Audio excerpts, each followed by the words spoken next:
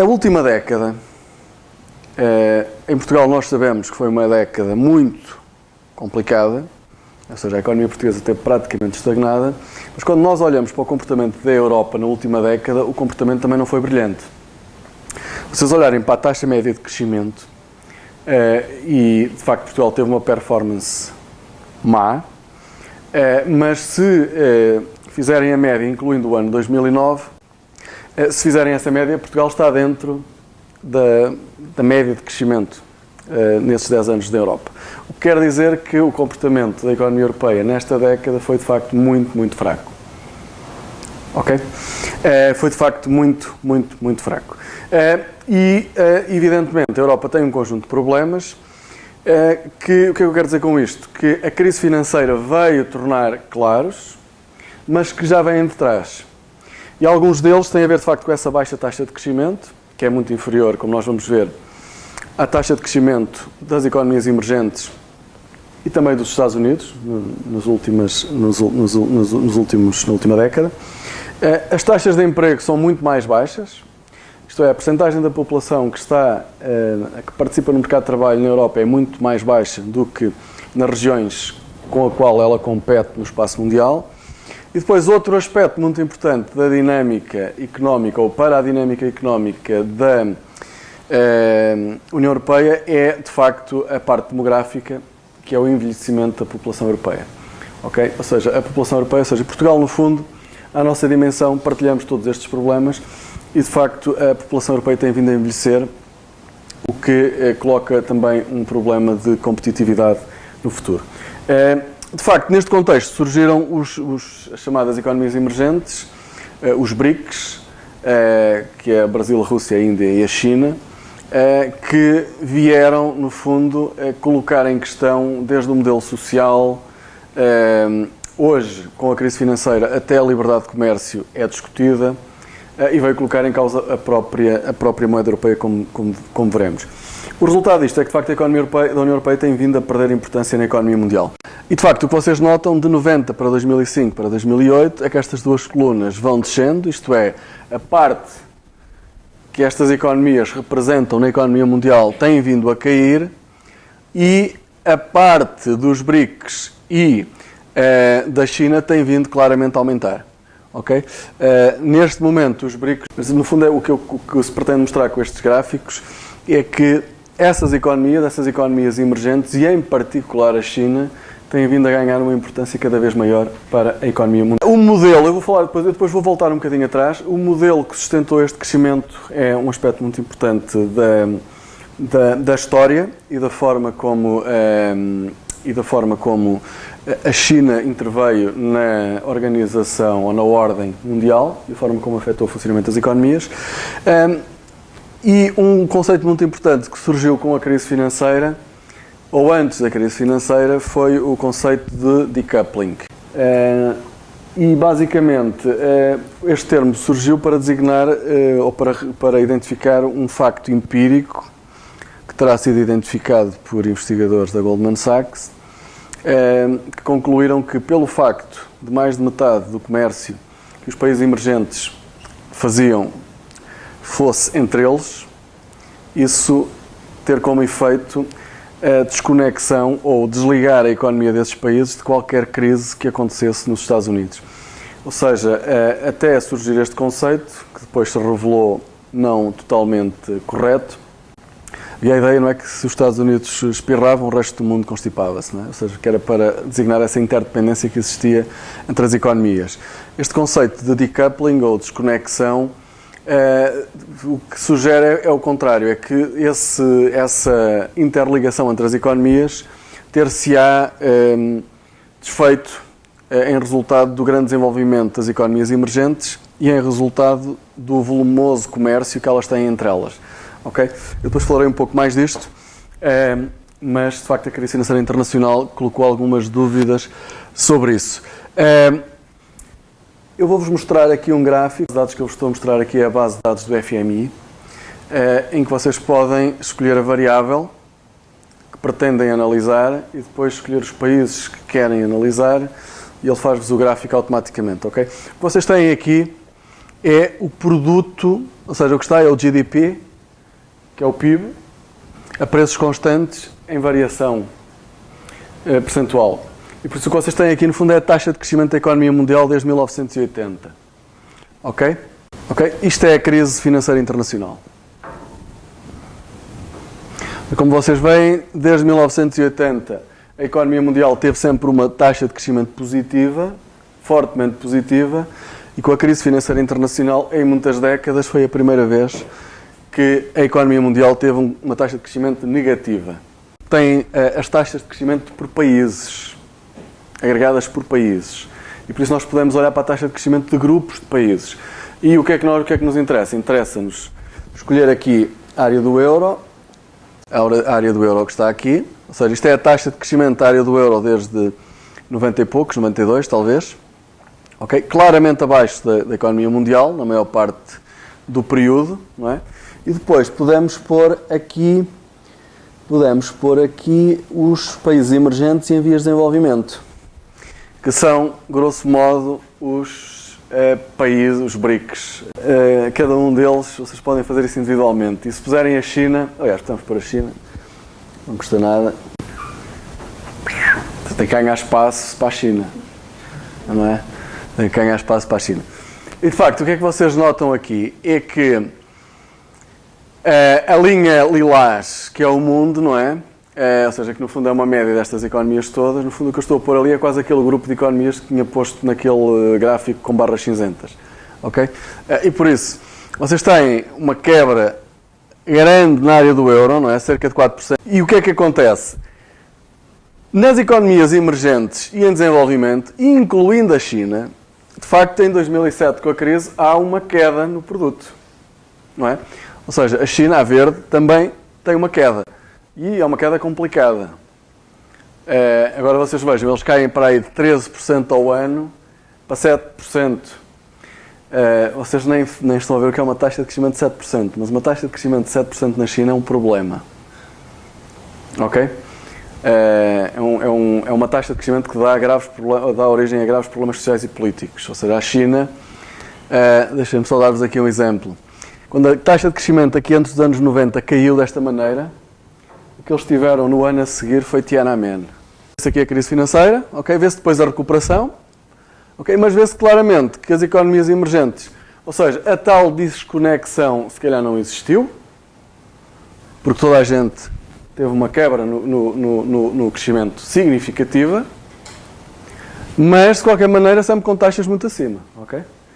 Ok, por isso, em relação ao segundo ponto, a crise financeira teve um efeito muito significativo e neste momento toda a gente percebe que os países da zona euro, evidentemente esses países estão com mais dificuldades porque estão num ambiente de crise, não é?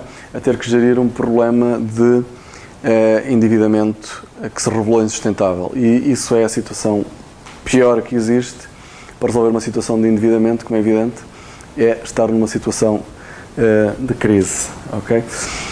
Mas de qualquer maneira, se vocês olharem para os dados, o que é que nós temos aqui? Nós temos aqui a Europa, a União Europeia, 27 países, a área euro com 17 países, e basicamente, em termos de taxa de emprego, de uma maneira geral, não em todos os países, houve avanços nestes 10 anos, ok? Ou seja, a Europa fez progressos, ainda assim, apesar de uma certa estagnação e de dificuldades, de ameaças externas, de concorrência de países como a China, ainda assim foram feitos avanços e em muitos países, e para a União Europeia como um todo e para a área do euro como um todo, a taxa de emprego aumentou.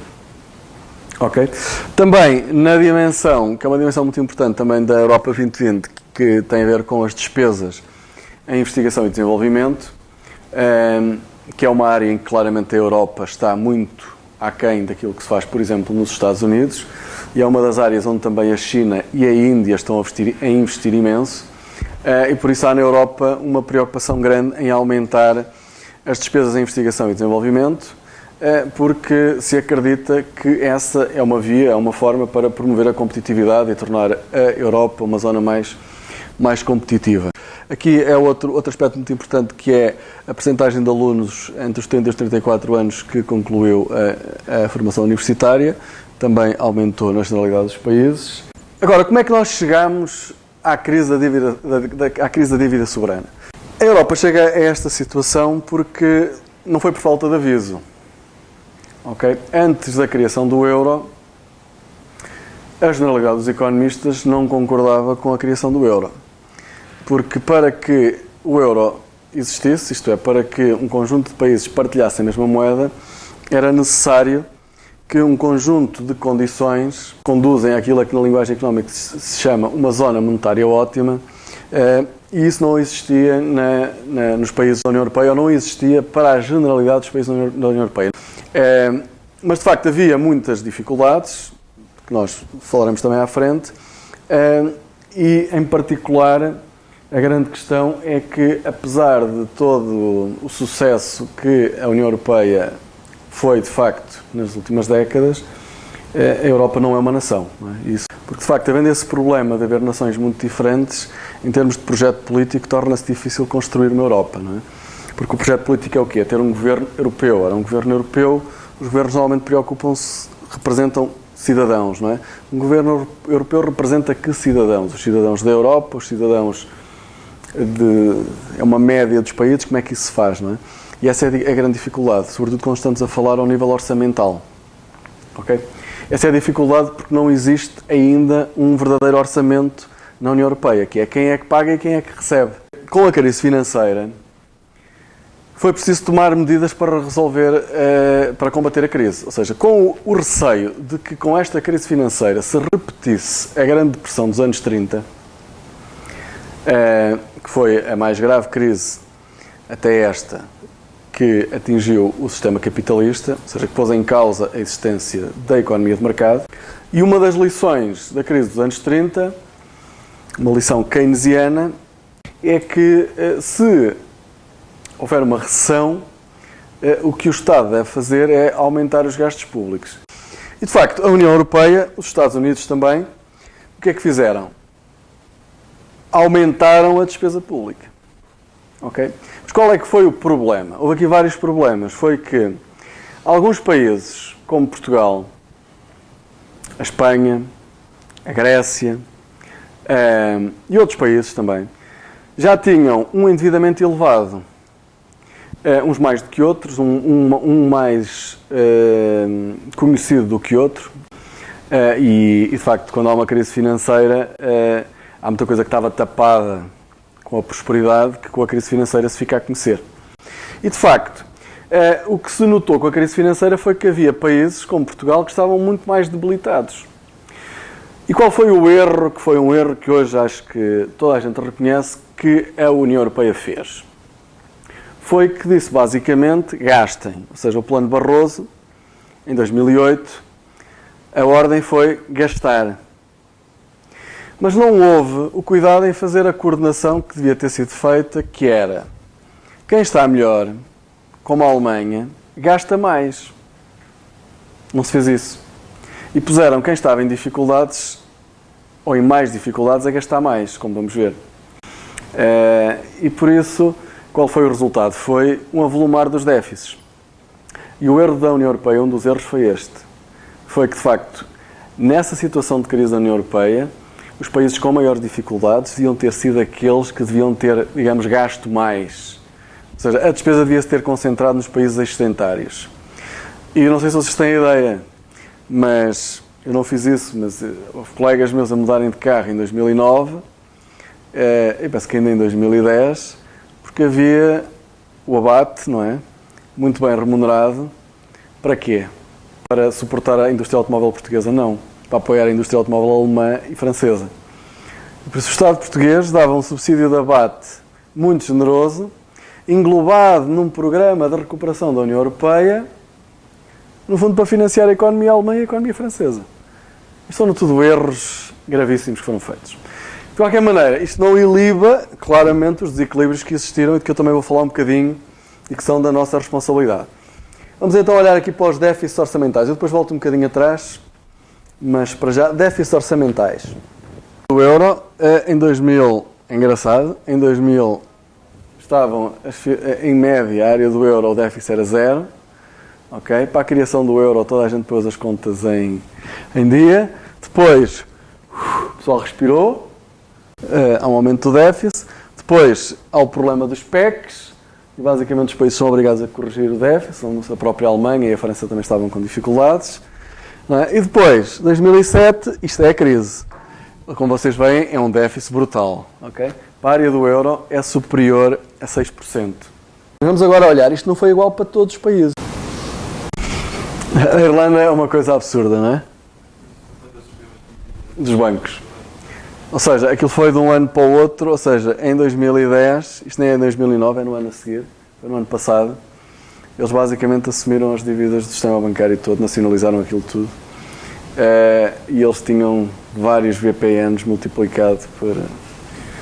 Ou seja, a economia deles está, claramente, já tem perspectivas de crescimento, não é? A balança... Penso que até podemos ver isto já a seguir, a balança comercial será positiva, mas de facto eles tiveram esse problema, ou seja, foi um sistema bancário, ou seja, o caso da Irlanda é completamente diferente do nosso. Okay? Aquela é uma economia competitiva, com um governo pequeno, exportadora, ou seja, aquelas coisas que nós temos em Portugal, tem que promover exportações, isso tudo, eles têm. Tal como a Islândia é um caso parecido também com a Irlanda. São casos diferentes e por isso é que esses países estão a recuperar mais depressa do que nós, ou vão recuperar mais depressa do que nós. Okay? A forma como a União Europeia e os países responderam à crise, em Portugal em particular, em 2009,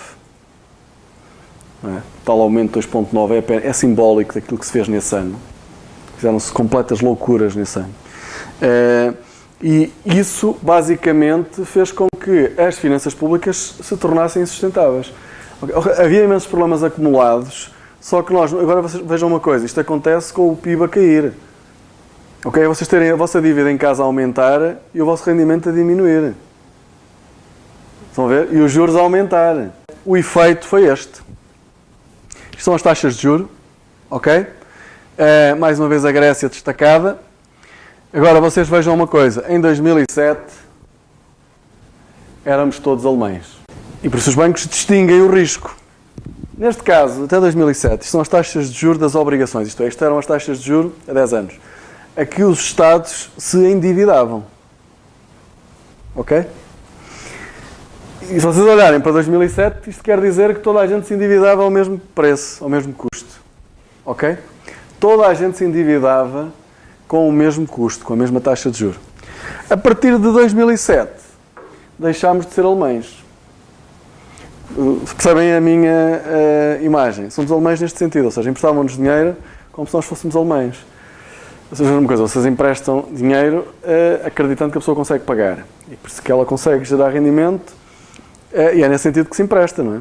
Por isso, se os alemães e os países mais ricos nos emprestaram todo o dinheiro que nós solicitamos, não é? Aquela taxa foi porque eles acreditavam que nós conseguíamos pagar, porque conseguíamos produzir como se fôssemos alemães. Éramos todos alemães. O problema foi que para os mercados, a partir da crise financeira, deixámos de ser alemães, não é? E cada país voltou a ter uma taxa de juros, ou seja, um nível de risco específico.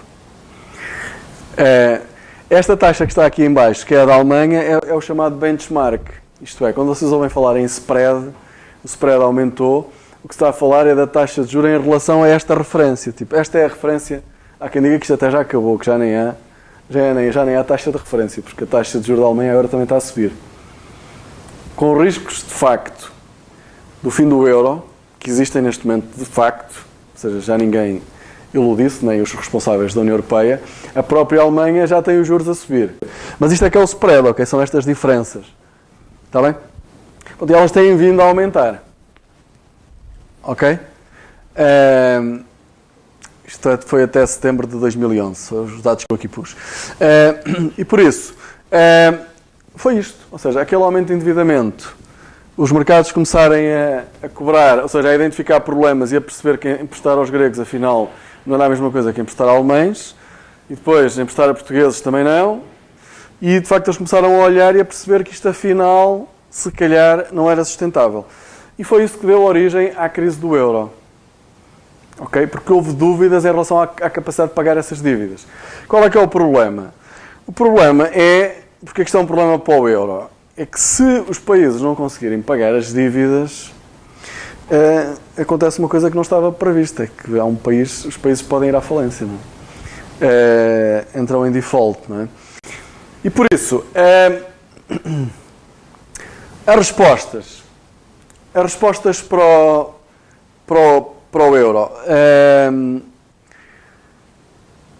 E tudo isto terá que passar necessariamente por alterar o enquadramento institucional da área do euro, redefinindo o papel do Banco Central e, a seguir, a existência de alguma forma de governo ou de coordenação muito forte das políticas orçamentais na zona euro. E por isso, a solução não é nada fácil e é por isso que ela está a demorar tanto tempo, mas é evidente que, tendo o euro chegado onde chegou, os riscos que neste momento tem, a Europa vai ter que encontrar uma solução e vai ter que passar por isso. Uma intervenção diferente do Banco Central e coordenação das políticas orçamentais. E é isso que terá que ser feito.